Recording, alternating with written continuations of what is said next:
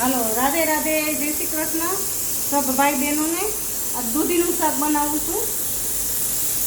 આમાં જે આદુ નાખ્યું, આ પીસી નાખ્યું, આદુ, મરચું અને લસણ, 3 વસ્તુ। આ ટમેટા સુધારી લીધા, દૂધી સુધારી લીધી। હવે દૂધીનો ગ્રીન શાક બનાવશું આપણે। આ તેલ મૂક્યું,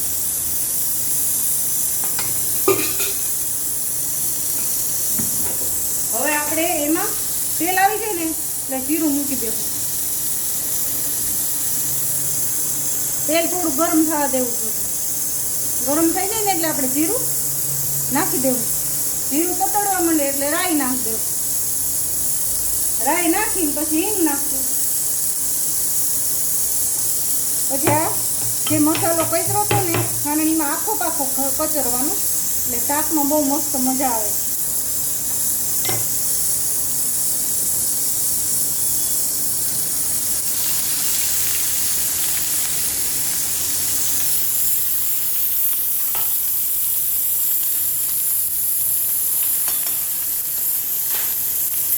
મસાલો એકદમ સરસ મજાનો કતરી જાય, પાકી જાય, સરસ હલાવી નાખવાનો। પછી એમાં ટમેટા ઉમેરી દેવાના। ટમેટા નાખીને પછી દૂધી નાખી દઈએ। થોડીક હળદર નાખી દઈએ એટલે હળદર તેલમાં મિક્સ થઈ જાય।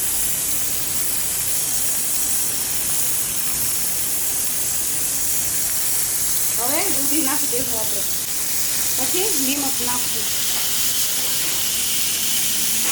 પછી એને ઢાંકીને ધીમા તાપે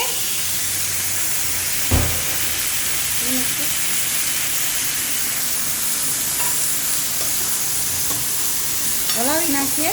પછી એમાં થોડુંક આપણે નિમક નાખી દઈએ।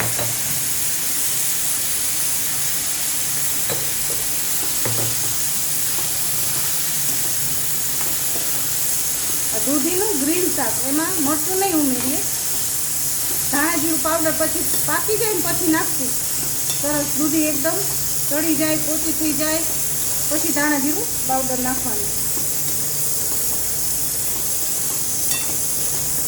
એને તેલમાં સરસ બધા મિક્સ કરી દેવાનું મસ્તીનું।